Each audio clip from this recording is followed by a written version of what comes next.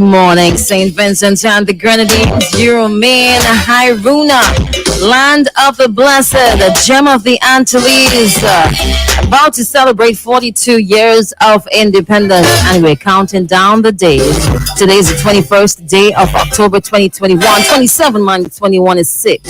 So that means there's 6 more days until we say Happy Independence to SVG.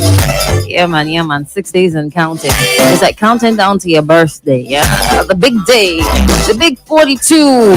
I wonder if St. Vincent and the Grenadines is a man or a woman, because I think it's a woman because there's multiple islands. Yeah, that'll make sense. It's like mommy and all her children, but then it could be daddy and all of his children. But then after a while, women don't like to disclose their age. So I'm wondering if we're man or woman. But then we produce fruits like farming and so on. So technically speaking, we're a woman. Yeah. I like that theory. That is a good theory. Yeah. If you're joining us via 88.5, 104.3, www.x104fm.com, your favorite app, your favorite website, good morning to you and welcome to the Wake Up Call. We're going to take you up until the 10 o'clock hour this morning. And DJ Hosey and yours truly, Crystal. Yeah, man, we're going to have a good morning this morning, all right?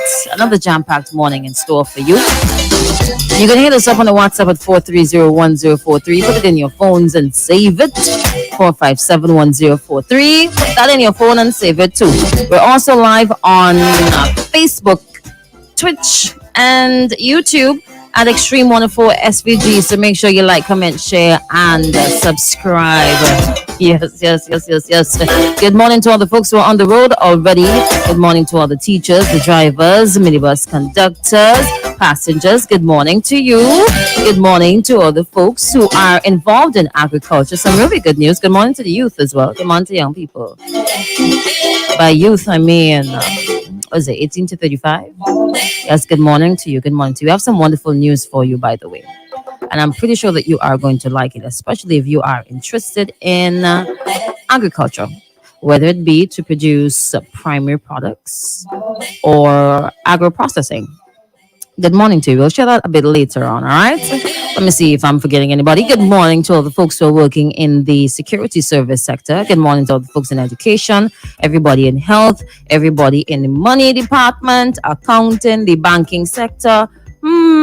Speaking of banking sector there, a couple things have come to the fore that were stated by our dear Prime Minister and a local accountant, a local well-known accountant. Quite interesting, but I mean, most of them we would have touched on already, but quite interesting that in the middle of all of that, they've highlighted the good things. All right, I know somebody tried to challenge me with that.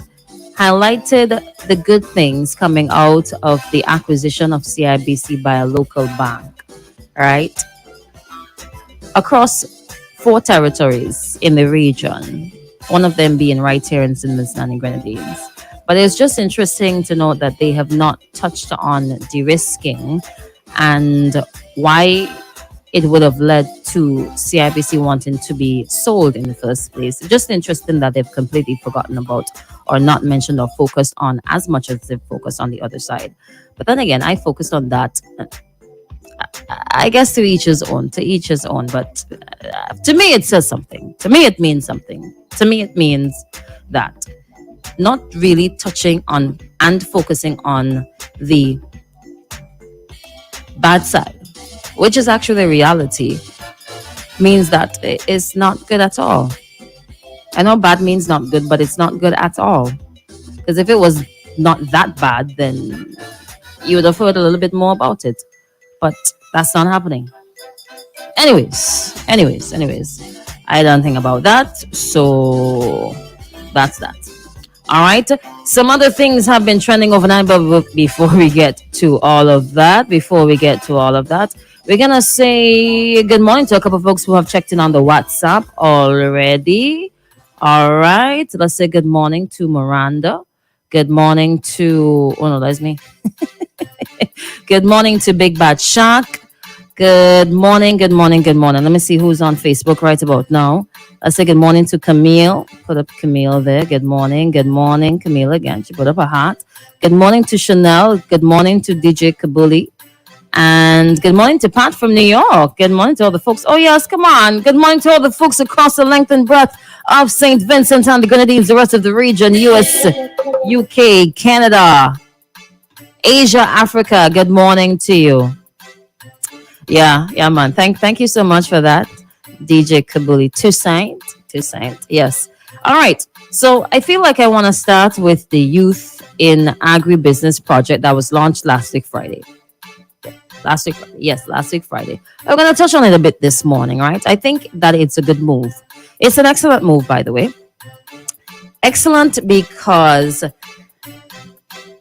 of the state that we're in right now. And there has been some shift and focus towards agriculture in SVG, which is a good thing. And part of that shift involves young people. But there are some challenges that we face from time to time, generally speaking, in terms of business. Lack of capital, lack of resources, lack of other resources, lack of knowledge. Some people might have the idea, but just don't have the place to put it down, don't have the money to start anything, don't have the money to invest, don't have the knowledge, don't know where to go, don't know where to start, don't know where to turn. Some people just need guidance, some people need mentors. In terms of agriculture, many of the challenges are similar. So there are some young folks who are interested, who do not see agriculture as an old job, who do not look down on agriculture as some people have been doing and are still doing. Listen, I think that is absolutely ridiculous to have that sort of mindset towards either farmers, vendors. I'm going to go as far as vendors. Farmers, vendors, anybody who is involved in the agriculture sector. I think it's absolutely ridiculous because how do you eat? Simple. Your wings and fries, a product of agriculture. The juice that you drink is a product of agriculture. Anything that you consume is a product of agriculture. And this has been a culture for quite a number of years. And it can stem back to that period of time when the older generation of farmers, how do I put it? The older generation of farmers would have worked until the soil, worked in the hot sun, planting their various produce to make a lot of money to send their children to school so that they can get a quote-unquote better job and better outlook in life without having to hustle in the hot sun. But I think that they missed something there, passing down that green gold per se, that sort of mentality and translating the fact that that is where it is really and truly in the land. And now we have a period of people wanting to go back to the land. So this is really good. And we'll touch on it a little bit more. There's an article on searchlight.vc, Youth Agribusiness Project, launched in SVG. And I have been seeing for the past few months, especially since COVID-19, that there are quite a number of young people who have found themselves in a bit of trouble. Not bad trouble. Trouble in the sense that their usual source of income has pretty much been squashed. So they have to look for something else. And they've turned to agriculture. And that will benefit the country in the long run. And you'll see why. Let me see what time it is. It's 6:40. All right. We have a little bit of time. All right. So we'll touch on that. We'll read the article for you. We could start now. We have a little bit of time. I'm still 5 minutes. It says a project aimed at decreasing youth unemployment, underemployment, and poverty. Yes. Through the development of agribusiness has been launched in SVG. The project, Youth Agri Entrepreneurship for Rural Development, is being facilitated by the FAO, which is the Food and Agriculture Organization, in collaboration with local ministries responsible for youth affairs and agriculture. That's another thing that I like to see when two ministries or more come together to facilitate or put together a project. I think that's good because all of the ministries really and truly they work together, they work hand in hand. And once you see that sort of collaboration, it means that big things are coming.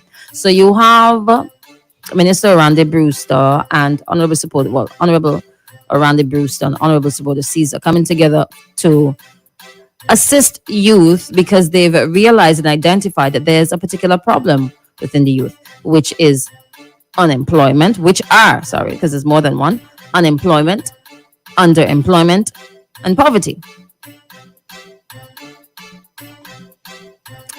Three things that have been making the forefront for quite a while: unemployment, underemployment, and poverty.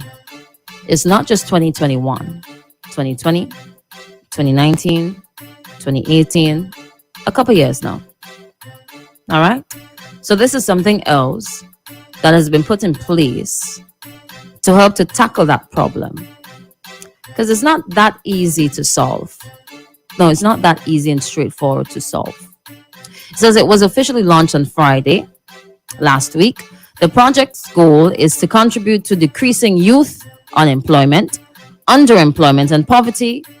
It aims to do this by enhancing three areas: production, capacity, and competitiveness of young agri entrepreneurs by having better access to land. Many young people don't have that. Facilities, and equipment and skills and seed capital, and by enhancing the capacity of project partners to actually deliver and multiply support to these youth groups. Excellent. Excellent. And in the nick of time too. Not that it's been long overdue. That's not what I mean. I mean in terms of, yes, we're celebrating 42 years of independence and we're focusing on all the positives that's been happening. So this is a really good thing. And I'm looking forward to some wonderful fruits coming out of this project here. All right. So here's what we're going to do at this time. I want to say a special good morning to the students and parents who are conducting online classes right now, or who are involved in online classes, taking online classes. All right.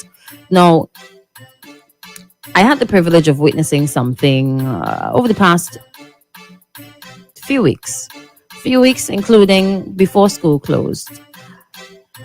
When children are finished with online classes, what do they do after that?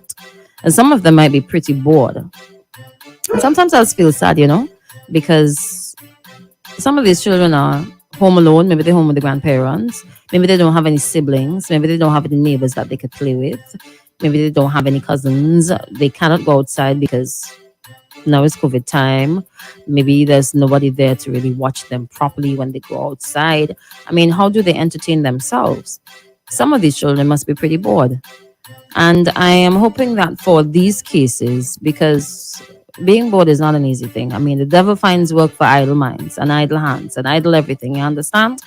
And to be home, start doing nothing at all, no friends, and at the young, tender age, it must be really hard on these children. So I hope that there's something put in place to entertain these children and keep them occupied before and after online classes. Because from the outside looking in, it ain't look easy at all.